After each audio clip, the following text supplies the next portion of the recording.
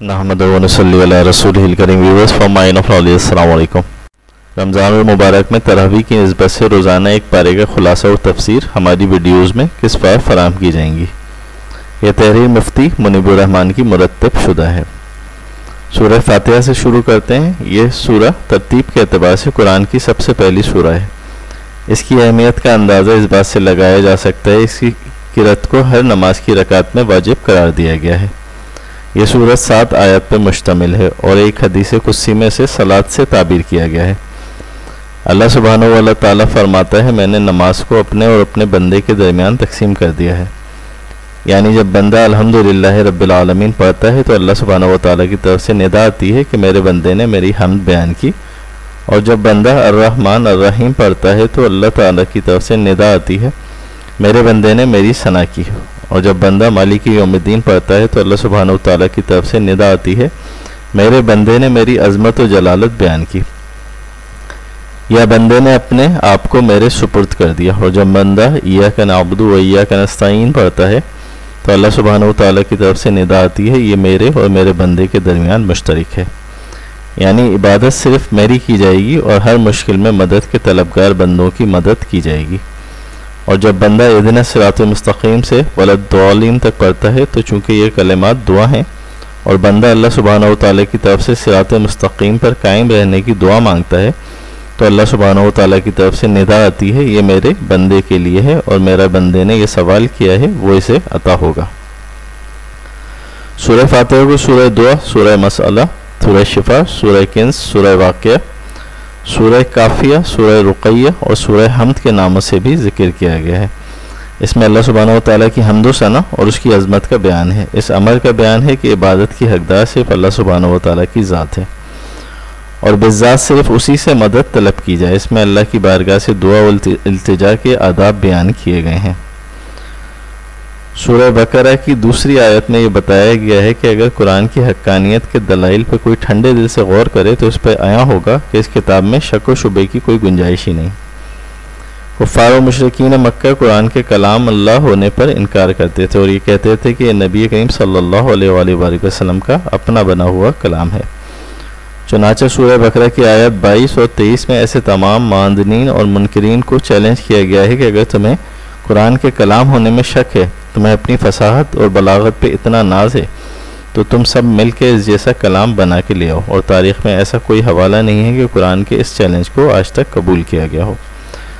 आयत नंबर 3 से 5 में मोमिनीन की सिफ़ात ईमान बिल गैब, इक़ाम सलात, निफ़ाक़ फ़ी सबीलिल्लाह, कुतुब इलाहिया पे ईमान और आखिरत पे ईमान का जिक्र है। आयत नंबर 5 और 6 में उन लोगों का जिक्र है जिनका कुफ्र ज़ाहिर व इयां है और वो अपनी सरकशी में इस हद तक आगे जा चुके हैं कि अब उनका हिदायत पाना अमलन नामुमकिन है।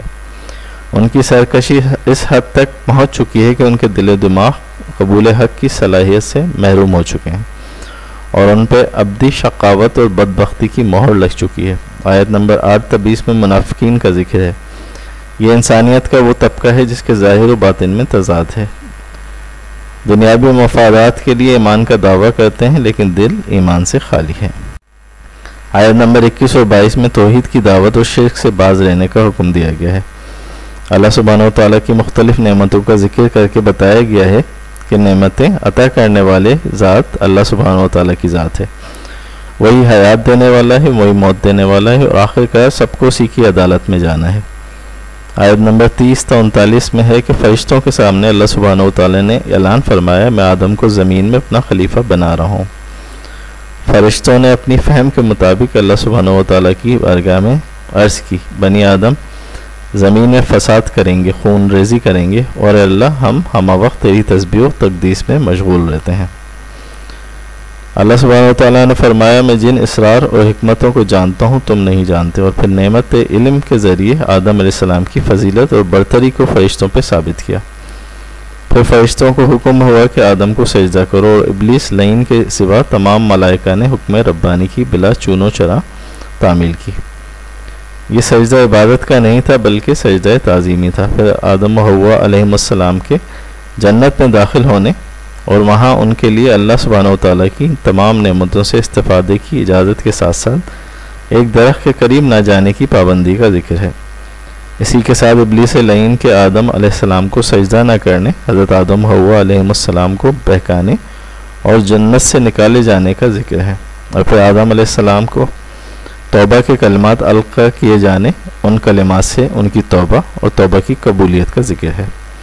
ये कलिमात तौबा सूरह आराफ आयत 23 में मज़कूर हैं, जिनका तर्जुमा यह है, ए हमारे परवरदिगार, हमने अपनी जानों पर ज़्यादती की, बस अगर तू हमें ना बख्शे और हम पर रहम ना फरमाए तो हम नुकसान उठाने वालों में से हो जाएंगे। इसके बाद मुतअद्दिद आयत में बनी इसराइल उनकी तरह तरह की अहद शक्नियों, उन पर मुख्तलिफ इनामात, उनकी सरकशी के मुख्तलिफ अंदाज बयान हुए हैं। पहले तो अल्लाह सुब्हानहू व तआला ने उन पर नाजिल की गई अपनी कई नेमतों का जिक्र फरमाया, जो ये हैं: फ़िरौन और फ़िरौनियों के तसल्लुत और नस्ल कशी से निजात दिलाना, उनके लिए समंदर को पाट कर वादी सीना में पहुँचाना, वादी सीना में उन पर तवील अरसे तक बादलों का साया फिगन होना, मनो सलवा की सूरत में तैयार ख़ुआने नेमत का नाजिल करना, चट्टान पर असाए मूसा की कातिल का ज़रब से 12 कबीलों के लिए 12 चश्मों का जारी होना, गाय ज़िबा करके उसके मकतूल पे लमस चलाना, उनको अपने अहद के लोगों पर फजीलत देना।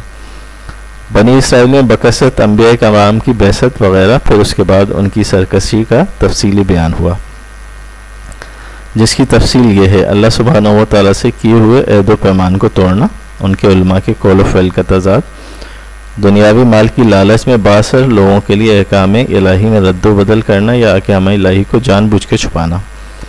मूसा अलैहिस्सलाम को कुएं तूर पे गए तो उनकी अदम मौजूदगी में बछड़े की पूजा करना, मनोसलवा की गिरा कदर और तैयार समावी नियमत को ठुकरा कर गंदम, सब्जी, ककड़ी, मसूर की दाल और प्याज की फरमाइश करना, गोया आला को रद्द करके अदना को तलब करना, अंबिया को नाहक कत्ल करना, हफ्ते के दिन की हुर्मत को पामाल करना, गाय ज़िबा करने के सीधे सादे हुक्म को मानने के बजाय उसके बारे में कई सवालात उठाना, कलाम इलाही में लफ्ज़ी व मानी तहरीफ करना, तौरात और इंजील में सैयदना मोहम्मद सल्लल्लाहु अलैहि वसल्लम के बयान की गई बिशारतों को छुपाना, शौहर और बीवी में तफरीक के लिए जादू सीखना और उसका इस्तेमाल इशारात व किनायात और लफ्ज़ी रद्द बदल के ज़रिए रसूलुल्लाह सल्लल्लाहु अलैहि वसल्लम की शान में एहानत करना वगैरह।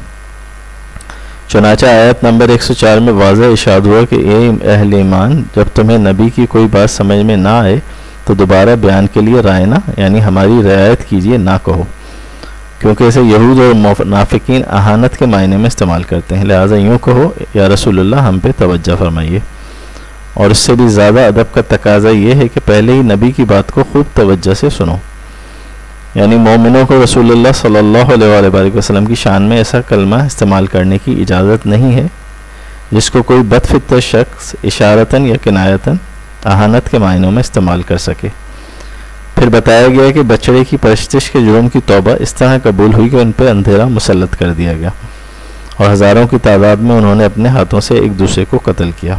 उनकी सूरतों को मस्ख करके उन्हें जलील व हकीर बंदर की शक्ल दे दी गई और फिर वो मौत से हमकिनार हुए। बनी इसराइल जिब्राईल अमीन अलैहिस्सलाम से इसलिए अदावत रखते थे कि उनके ज़रिए बनी इसराइल पर अल्लाह का अज़ाब नाजिल हुआ। तो अल्लाह सुब्हानहू व तआला ने फरमाया कि जिब्राईल और मिकाईल अल्लाह सुब्हानहू व तआला के अहकाम को नाजिल करते हैं, बस जो उनका दुश्मन है वो अल्लाह का दुश्मन है। बनी इसराइल को इस खुशफहमी को भी रद्द किया गया, वो किसी इस्तिहकाक के बग़ैर अल्लाह सुब्हानहू व तआला के महबूब हैं और आखिरत व जन्नत पर यहूद व नसारा का इजारा है। अहले ईमान को बताया गया है कि जब तक तुम यहूद व नसारा की ख्वाहिशात की पैरवी ना कर लो वो तुमसे राज़ी नहीं हो सकते। सूरह बकरा की आयत नंबर 123 और उसके बाद की आयत में हज़रत इब्राहीम अलैहिस्सलाम के मनसब इमामत पर फ़ाइज़ किए जाने का तज़किरा है। हज़रत इब्राहीम और इस्माईल अलैहिस्सलाम के बैतुल्लाह को तामीर करने का जिक्र है और इस अमर का बयान है कि तामीर बैतुल्लाह के बाद उन्होंने अल्लाह सुब्हानहू व तआला की बारगाह में दुआ की, ए हमारे रब, अहले मक्का में उन्हीं में एक अजीम रसूल को मबूस फरमा जो उन लोगों पर तेरी आयत की तिलावत करे और उनको किताब व हिकमत की तालीम दे और उनके नफूस की इस्लाह करे।